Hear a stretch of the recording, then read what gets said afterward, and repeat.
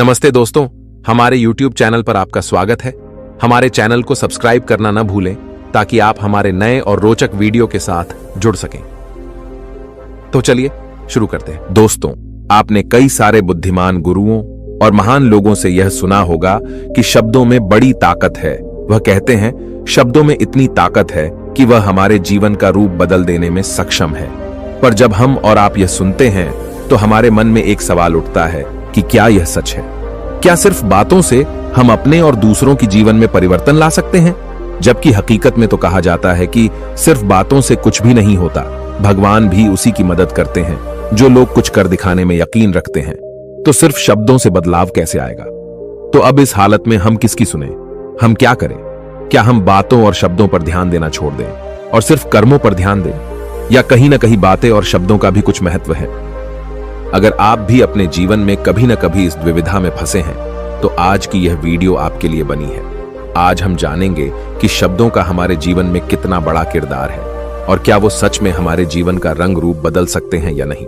तो चलिए शब्दों की दुनिया में साहसी यात्रा पर निकलें और जानें कैसे शब्दों का जादू हमें अपनी ओर खींचता है और हमें बांधता है, और कैसे केवल शब्दों से हमारा पूरा जीवन एक नया रूप ले सकता है।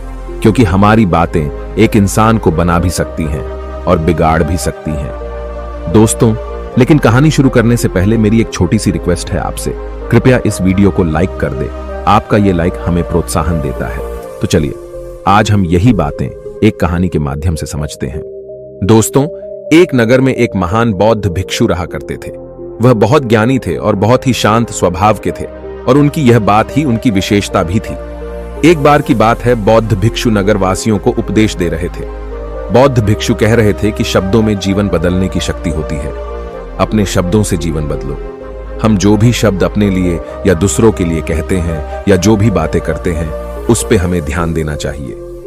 इतना कहकर बौद्ध भिक्षु ने अपना उपदेश समाप्त किया और वहां से चले गए। एक दिन वह बौद्ध भिक्षु एक मार्ग से होकर गुजर रहे थे। उसी मार्ग से एक युवक होकर गुजर रहा था। उस युवक ने जब उन बौद्ध भिक्षु को देखा तो वह जोर जोर से हंसने लगा और कहने लगा, अरे साधु महाराज, आप तो ढोंगी है। आपके उपदेशों में यह कहने से कि शब्दों में बड़ी ताकत है, आपकी बात सत्य नहीं हो जाएगी। ये सब सिर्फ बातें हैं। भला ऐसे कैसे हो सकता है कि शब्दों से हमारा जीवन बदल सकता है? उस युवक की सारी बातें उन भिक्षुओं ने ध्यानपूर्वक सुनी और उसके बाद वह मुस्कुराते हुए उस युवक से कहते हैं, बेटा, नाद से ही तो यह दुनिया प्रकट हुई है, और अच्छे शब्दों के पीछे भी नाद ही होता है जो पूरा जीवन बदल देता है। वह बौद्ध भिक्षु उस युवक से कहते हैं, देखो, मैं तुम्हें अपने अनुभव से बता रहा हूं, लेकिन फिर भी तुम्हें यकीन न हो तो तुम इसे खुद आजमा कर देख सकते हो। उन बौद्ध भिक्षु की यह बात सुनकर युवक थोड़ा सा गंभीर हो गया। उसने काफी देर सोच विचार किया और उसके बाद उन बौद्ध भिक्षु से कहता है, हे गुरुवर, अगर ऐसी बात है तो आप मेरे साथ चलिए। मेरा छोटा भाई है जिसकी उम्र करीब 25 वर्ष है और उसे न जाने क्या हुआ है। वह करीब 3 वर्षों से कुछ भी नहीं करता, बस लेटा रहता है। दिन भर वो कुछ न कुछ सोचता रहता है। उसकी यह हालत देखकर हम सब बहुत परेशान हैं। माता पिता भी बहुत चिंतित रहते हैं। हम सब ने कई तरीके अपनाए, कई योजनाएं अपनाई, लेकिन कुछ भी काम नहीं आया। हमने कई बार उससे बात करने तक की कोशिश की, लेकिन वह हमसे कुछ भी नहीं कहता। परिवार का हर एक सदस्य पूरी तरह से थक चुका है, हार चुका है। आखिर वह क्या करना चाहता है, किसी को कुछ नहीं पता। तो हमारे शब्दों से उसका जीवन क्यों नहीं बदला? और जैसा कि आप कह रहे हैं कि शब्द सचमुच जीवन बदल सकते हैं, तो क्या आप मेरी मदद करेंगे? इस पर बौद्ध भिक्षु मुस्कुराते हुए उस युवक के साथ चल पड़ते हैं। वह युवक उन बौद्ध भिक्षु को एक खेत में ले जाता है और अपने भाई की तरफ इशारा करके कहता है, हे गुरुवर, यही मेरा भाई है जो पूरे गांव में आलस और मक्कारी के लिए मशहूर है। आप कहते हैं कि शब्दों में वह शक्ति है जो हमारा जीवन बदल सकती है। तो क्या आपके शब्द इसका जीवन बदल सकते हैं? अगर यह सत्य है तो आप इसका जीवन बदल कर दिखाएं। उन बौद्ध भिक्षुओं ने उस युवक के भाई को ध्यानपूर्वक देखा। वह एक पेड़ की छांव में आराम से सो रहा था। जब बौद्ध भिक्षु उस युवक के भाई के पास पहुंचे और आराम से उसके सर पर हाथ फिराते हुए कहते हैं, उठो बेटा, बहुत देर हो चुकी है। यह सोने का समय नहीं, यह तो जागने का समय है। उन बौद्ध भिक्षुओं की आवाज सुनकर वह लड़का थोड़ा सा अचरज में पड़ गया। आखिर कौन है जो मुझे इतने प्यार से जगा रहा है? वरना सभी गांव वाले तो मुझे आलसी और मक्कार ही कहते हैं। आखिर कौन है जो मुझे इतना अपनापन दिखा रहा है? उसने आंखें खोली और आंखें मलते हुए उसने पूछा, हे गुरुवर, आप कौन हैं और यहां क्यों आए हैं? इस पर बौद्ध भिक्षु उस युवक से कहते हैं, बेटा, यह प्रश्न तो मैं तुमसे करना चाहता हूं। तुम कौन हो? यही तो तुम्हें जानने की आवश्यकता है। उन बौद्ध भिक्षुओं की बात सुनकर वह लड़का जोर से हंस पड़ता है और कहता है, हे गुरुवर, यदि आपको मेरे बारे में जानना है तो जाइए और गांव के किसी भी सदस्य से पूछ लीजिए। आपको पता चल जाएगा कि मैं कौन हूं। आपसे हर कोई यही कहेगा कि वह तो आलसी है, मक्कार है, तरह तरह के ताने सुनाएंगे, तरह तरह की बातें कहेंगे। इससे आपको यह जरूर यकीन हो जाएगा और आपको यह पता भी चल जाएगा कि मैं कौन हूं। तभी बौद्ध भिक्षु मुस्कुराते हुए उस लड़के से कहते हैं, सबसे पहले मेरी यह बात सुन लो। मेहनती इंसान के खुद के शब्द उसे अंदर तक चोट पहुंचाते हैं, इसलिए कभी भी अपने आप को कोसो मत। अपने शब्दों को सुधारो। और मेरी यह दूसरी बात भी सुन लो। मैंने उन गांव वालों से नहीं पूछा कि तुम कौन हो, मैं तुमसे पूछ रहा हूं कि तुम कौन हो, लेकिन तुमने तो अपनी आदतें मुझे बताई।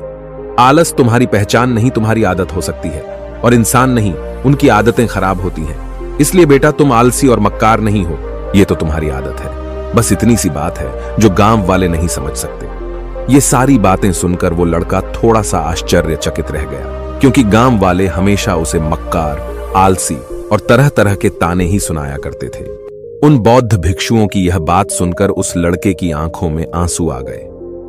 वह तुरंत ही दोनों हाथ जोड़कर उन बौद्ध भिक्षु के चरणों में गिर पड़ा और उनसे कहने लगा, आप सत्य कहते हैं, यह मेरी आदत ही है और मैं इस आदत से बहुत परेशान हूं। मैंने बहुत कोशिशें भी की, लाख उपाय किए, लेकिन मैं अपनी इस आदत से छुटकारा ना पा सका। इन आदतों से बाहर आना बहुत कठिन है। मैंने कई बार आलस छोड़ने का प्रयास तक किया, पूरी कोशिश भी की, लेकिन कोई लाभ नहीं हुआ। मैं जब भी कोई कार्य करने की कोशिश करता हूं तो पता नहीं क्यों मेरा मन कहीं और भागने लगता है। मेरा दिमाग किसी और दिशा में काम करने लगता है और मैं उस काम पर ध्यान ही नहीं दे पाता। मैं क्या करूं, कैसे करूं, मुझे कुछ भी समझ नहीं आता। जब भी मैं किताबें पढ़ने की कोशिश करता हूं तो मुझे नींद आने लगती है। मन में एक अजीब सा दर्द महसूस होता है। ऐसा लगता है कि मेरा जीवन यूं ही व्यर्थ जा रहा है, और जब मैं इस दर्द को बर्दाश्त नहीं कर पाता तो मैं सो जाता हूं, ताकि जब मैं उठूं तो मुझे दर्द न महसूस हो। और अब तो मुझे यह भी यकीन हो चुका है कि मैं इन आदतों से नहीं निकल सकता। ये आदतें मुझे नहीं छोड़ने वाली। इस पर बौद्ध भिक्षु उस लड़के से कहते हैं, बेटा, यदि तुम इस आलस की आदत को छोड़ना चाहते हो तो मैं तुम्हें एक सही उपाय बता सकता हूं, लेकिन उसके लिए तुम्हें कल सुबह मुझे मिलना होगा, तभी वह तरीका मैं तुम्हें बताऊंगा। यदि तुम उस तरीके को सीखना चाहते हो तो कल सुबह मेरे पास चले आना। इतना कहकर बौद्ध भिक्षु वहां से चले गए, लेकिन उन बौद्ध भिक्षु की सारी बातें उस लड़के के कानों में गूंज रही थीं। वह यह समझ नहीं पा रहा था कि आखिर वह बौद्ध भिक्षु उसे कौन सा मार्ग दिखाने वाले हैं। वह ऐसा कौन सा उपाय बता देंगे जिससे उसके जीवन से आलस्य हमेशा हमेशा के लिए खत्म हो जाएगा। देखते ही देखते रात हो गई। रात भर वह अपने बिस्तर पर करवट लेता रहा और उन बौद्ध भिक्षु की बातों के बारे में सोचता रहा। इसी प्रकार देखते ही देखते सुबह हो गई और वह लड़का उन बौद्ध भिक्षुओं के पास जा पहुंचा। वह लड़का उन बौद्ध भिक्षु को प्रणाम करता है और कहता है, गुरुवर, जैसा कि आपने कहा था, लीजिए मैं आ गया। अब मुझे वह मार्ग बता दीजिए जिसे मैं अपने जीवन से इस आलस्य को निकाल सकता हूं। तभी बौद्ध भिक्षु उस लड़के से कहते हैं, बेटा, जब भी तुम्हारा मन दुविधा में हो, तुम निर्णय न ले पा रहे हो और तुम्हारे मन में तरह तरह के प्रश्न उठ रहे हो कि मैं क्या करूं, कैसे करूं, इस कार्य को पूर्ण कैसे करूं, यह सब कैसे होगा, तब तुम वास्तविकता में अपने अतीत से सोच रहे हो कि पिछली बार तुम्हारे ऐसा करने पर क्या हुआ, या अतीत में तुमसे लोगों ने क्या कहा था। तो आज से कभी भी अपने अतीत से नहीं, बल्कि भविष्य से सोचो। इस पर लड़का कहता है, भविष्य से, वह भला कैसे? तभी बौद्ध भिक्षु उस लड़के से कहते हैं, मान लो कि तुम्हें आज किसी भी चीज की कमी नहीं है, तुम्हारे पास वो हर चीज है जो तुम चाहते हो, वह सारी सुख सुविधाएं हैं। तो अब बताओ, तुम अपना जीवन कैसे व्यतीत करना चाहोगी? उन बौद्ध भिक्षु की यह बात सुनकर वह लड़का कुछ देर के लिए सोच में पड़ गया, क्योंकि आज तक उसने सभी गांव वालों के केवल ताने ही सुने थे। किसी ने भी आज तक उसके जीवन के बारे में उससे ऐसी बात नहीं की थी, और वह गुरुवर उसे आने वाले भविष्य के बारे में उससे बातें कर रहे थे। उन बौद्ध भिक्षु की यह बात सुनकर वह लड़का खुद से प्रश्न करने लग गया कि अगर मेरे पास सब कुछ होगा, धन की कोई कमी नहीं होगी और सारी सुख सुविधाएं होंगी, तो मैं अपना जीवन कैसे व्यतीत करूंगा। कुछ देर सोच विचार करने के बाद वह उन बौद्ध भिक्षु से कहता है, गुरुवर, मैं यह दुनिया घूमना चाहूंगा, पहाड़ों पर चढ़ना चाहूंगा, समुद्र की रेत पर चलना चाहूंगा और मैं एक बहुत बड़ा व्यापारी बनना चाहूंगा। तभी अचानक उस लड़के का ध्यान टूट गया और वह उन बौद्ध भिक्षु से कहता है, परंतु हे गुरुवर, यह सब कैसे संभव होगा? केवल मेरी मात्र सोच लेने से तो यह सब पूरा नहीं होने वाला। उसके ऐसा कहते ही उसके अतीत में बीती हुई सारी घटनाएं उसकी आंखों के सामने से गुजरने लगी और वह एक बार फिर से निराश होने लगा। और अब वह यह सोचने लगा कि मेरे पास तो पैसे ही नहीं है, तो मैं भला व्यापार कैसे कर सकता हूं? न ही मेरे पास व्यापार का कोई अनुभव है। ऐसी स्थिति में मैं भला यहां से कैसे निकल सकता हूं? उस लड़के के इस प्रश्न का जवाब देते हुए वह बौद्ध भिक्षु उस लड़के से कहते हैं, भंते, हर रात में सोने से पहले तुम हर दिन अपना लक्ष्य एक कागज पर लिखो और सुबह उठकर सबसे पहले उस लक्ष्य को देखो और सोचो कि उस लक्ष्य को पाने के लिए तुम आज क्या कर सकते हो, और जो भी तुमने उस कागज पर लिखा होगा उस कार्य को उसी दिन पूरा करने की हर मुमकिन कोशिश करो। इस पर वह लड़का कहता है, ठीक है, आप सच कह रहे हैं, लेकिन जब मैं बहुत सोचने लगता हूं तो मेरा मन बेचैन होने लगता है और मन में तरह तरह के विचार उठने लगते हैं और इन विचारों को शांत करने के लिए मैं सो जाता हूं ताकि वह विचार मुझे परेशान न कर पाए। उस लड़के की इस समस्या का समाधान करते हुए वह बौद्ध भिक्षु उस लड़के से कहते हैं, बेटा, अंतर्मन की चाल को पकड़ो और शब्दों की मदद से नया भविष्य बनाओ। तभी लड़का कहता है, हे गुरुवर, आप क्या कहना चाहते हैं? मैं आपकी बात समझ नहीं पा रहा। इस पर बौद्ध भिक्षु मुस्कुराते हुए कहते हैं, बेटा, कैसे होगा? यह जो सवाल है, यह सवाल नहीं बल्कि एक डर है जो तुम्हारे अंतर्मन में बैठा हुआ है, जो तुम्हें अगला कदम लेने से रोक रहा है, तुम्हें कदम आगे बढ़ाने से रोक रहा है। यदि तुम वास्तविकता देखो तो किसी को भी नहीं पता होता कि वह कार्य कैसे होगा, लेकिन एक इंसान जब दृढ़ निश्चय कर लेता है तो वह अपने उद्देश्य को सामने रखकर लगातार प्रयास करता रहता है और वह अपनी सफलता प्राप्त कर ही लेता है। तभी वो लड़का उन बौद्ध भिक्षु से कहता है कि हे गुरुवर, अगर ऐसी बात है तो मन में बार बार चिंता क्यों होती है? मन बार बार बेचैन क्यों हो उठता है? इस पर बौद्ध भिक्षु कहते हैं, बेटा, क्योंकि तुम्हें डर है कि तुम कमजोर हो। तुम्हारे अंतर्मन में बैठा है कि तुम में कुछ कमी है, तुम किसी काम के नहीं हो, और यही कारण है कि तुम कोशिश करने से डरते हो, क्योंकि तुम्हारा अंतर्मन हमेशा तुम्हें रोकता रहता है। जब भी तो कोई कार्य शुरू करना चाहते हो, तुम्हारा मन तुमसे पहले कह देता है, इससे आगे मत बढ़ना, अन्यथा तुम हार जाओगे, और इसी कारण तुम्हें चिंता होने लगती है, तुम्हारा मन बेचैन होने लगता है। तभी वो लड़का कहता है, गुरुदेव, आपने जो कुछ भी कहा वो बिल्कुल सत्य है, लेकिन अब आप ही मुझे बताइए कि मैं इस परेशानी से बाहर कैसे निकलूं। इसका जवाब देते हुए वो बौद्ध भिक्षु उस लड़के से कहते हैं, बेटा, इस समस्या का समाधान बहुत ही आसान और सरल है। तुमने देखा होगा कि अक्सर ही हम अपने आप को दोष देते रहते हैं, अपने आप को तरह तरह के अपशब्द कहते रहते हैं जो हमारे अंतर्मन में जाकर बैठ जाते हैं और वही हमें आगे बढ़ने से रोकते हैं। और इन शब्दों का हम पर बहुत गहरा प्रभाव भी पड़ता है, क्योंकि जैसा हम खुद से कहते हैं, जैसा हम पूरी भावनाओं के साथ सोचते हैं, हम वैसा ही बनते चले जाते हैं। इसलिए यदि तुम खुद को बदलना चाहते हो तो कि तुम भी काबिल बन सको, तो तुम्हें अपने अंतर्मन को नए संदेश देने की जरूरत है, जैसे कि मेरे शरीर का हर एक कण, हर एक हिस्सा, हर एक विचार शांति और ऊर्जा से भरा हुआ है। मैं दृढ़ संकल्प और आत्मविश्वास के साथ हर दिन के लक्ष्यों को पूरा करता हूं। मैं अपने कमजोरी को अभ्यास में बदलता हूं, चिंता को ध्यान में बदलता हूं। मैं उत्साह और ऊर्जा से भरा हुआ हूं, लगातार अपने लक्ष्यों पर काम करता हूं। ऐसे शब्द जब तुम खुद से कहोगे तो तुम शक्तिशाली महसूस करने लगोगे और तुम्हारी सारी चिंताएं खत्म होने लगेंगी, क्योंकि यही शब्दों की ताकत है। वह तुम वही बना देंगे जो तुम खुद से कहोगे। तुम जितनी भावना के साथ यह वाक्य बोलते हो, उसे महसूस करते हो, उतनी ही भावनाओं से यह शब्द तुम पर असर करना शुरू कर देंगे। धीरे धीरे यह शब्द तुम्हारे मन और व्यक्तित्व की सोच का हिस्सा बन जाएंगे। लेकिन मेरी एक बात याद रखना कि तुम्हारा अंतर्मन इतनी आसानी से हार नहीं मानने वाला। जब तुम आगे बढ़ोगे तो मौका मिलते ही वह तुम्हें पीछे खींचेगा।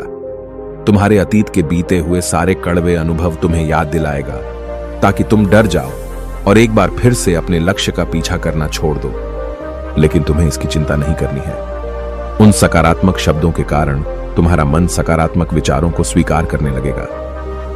आगे वह बौद्ध भिक्षु उस लड़के को चेतावनी देते हुए कहते हैं, मेरी एक बात और याद रखना कि तुम्हारा ध्यान आलस्य पर नहीं होना चाहिए, अर्थात तुम्हें कभी आलस नहीं मिटाना, बल्कि तुम्हें एक नए भविष्य का निर्माण करना है, एक नए व्यक्तित्व का निर्माण करना है। तुम्हारा पूरा ध्यान केवल इस पर ही होना चाहिए। उन बौद्ध भिक्षुओं की बात सुनकर लड़का कहता है, ठीक है गुरुवर, आप जैसा कहते हैं मैं वैसा ही करूंगा। तभी वह बौद्ध भिक्षु उस लड़के से कहते हैं, बेटा, अभी तो मैं इस गांव से जा रहा हूं, लेकिन कुछ सालों के बाद मैं वापस आऊंगा। इतना कहकर बौद्ध भिक्षु वहां से चले गए और वह लड़का अपने घर लौट गया। लेकिन अब उस लड़के के मन में तरह तरह के विचार चल रहे थे।